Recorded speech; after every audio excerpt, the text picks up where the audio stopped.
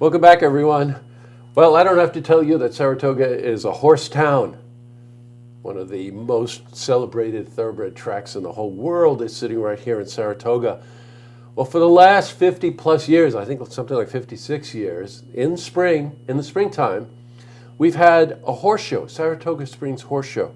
And in the last 5 years especially, it's been run by my guest, Tom Fueston, who's the CEO and president of the Capital Fund of Saratoga County. And let me just say, well, first, welcome. Thank you. Nice to have you here, but I want to explain the connection there. The connection is that the horse show that I just mentioned to you is a fundraiser for the Capital Fund of Saratoga County. The funds that are collected are distributed to charities in need in our county. Tom, we reported yesterday that the horse show, which is planned to begin May 3rd, right? May 3rd to 22nd, I think. That is correct. They're correct. We may run into a little bit of rough water in trying to find a location for it, or at least the location is in flux. And I want to touch on that just at the end, so our viewers know about this. But let's talk about two things. Let's talk about the horse show itself, and then let's talk about the Capital Fund.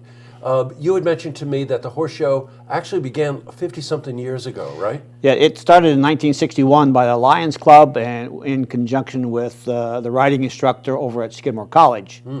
And it was ran from 61 through 64 as a fundraiser for the Lions Club, and then St. Clements took it over and ran it for the next 48 years or thereabouts. I was going to say a long time, right. As a supporting for them, their building fund, and then for the school.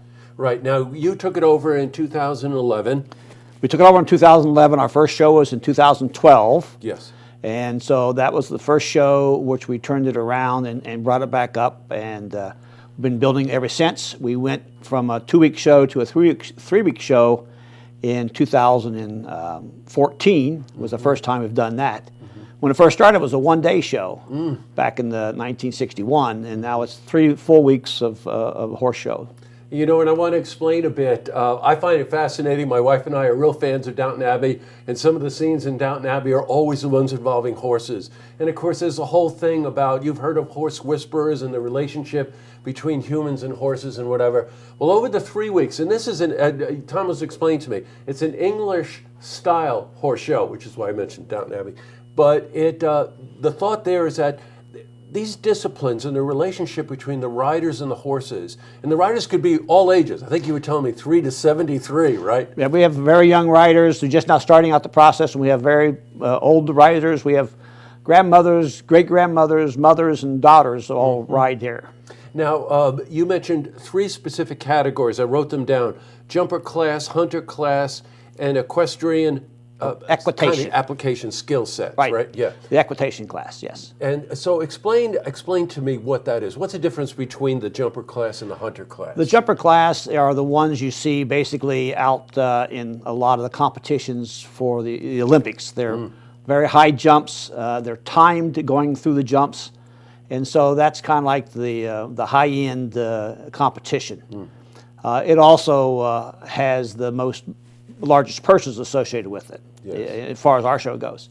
Then we have the hunter class, which basically, think about the hunter, you talk about the fox hunt and stuff like that. Yeah, sure. It simulates that to a certain degree, where again the hunters are jumping over obstacles, typically jumps, and they're not timed, but they're judged on their ability to control the horse and the horse's ability to do what's being asked. Control the human. Right. Yeah, right.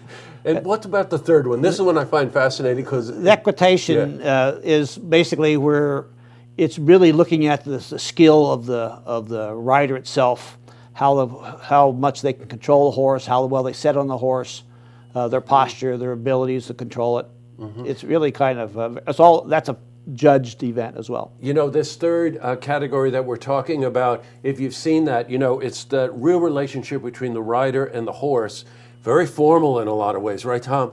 You know, the horse backs up to a certain degree. They turn this way, they turn this way. It's all about that relationship. That's really something to watch. It is. It's quite remarkable, and they get dressed up in all the attire depending upon the class they're in here. So you'll see them dressed up to the nines after riding their horses in all kinds of weather as well. Yeah, that's true too. Hey, and over the last 5 years, Tom was telling me that they've raised excess $250,000. Last year, $60,000 was distributed to charities in our own county here, Saratoga County. Correct. We distribute all our funds to local charities that are helping others in need. They have to have a presence in Saratoga County and have to be helping others in need. And so over $60,000 last year to about 25 different charities. And all these charities are selected by our volunteers. We're an all-volunteer show. And the volunteers take the effort to nominate and then select the charities we give to each year. You know, I want to just cycle back on that just for a second. The volunteers, which there are numerous volunteers, make the list, which goes into consideration, and then you go through a process of fine-tuning that. We do that. We have a ranking order of the selection, and based upon that ranking order, the most highly rated charity gets more money, and the least gets less money.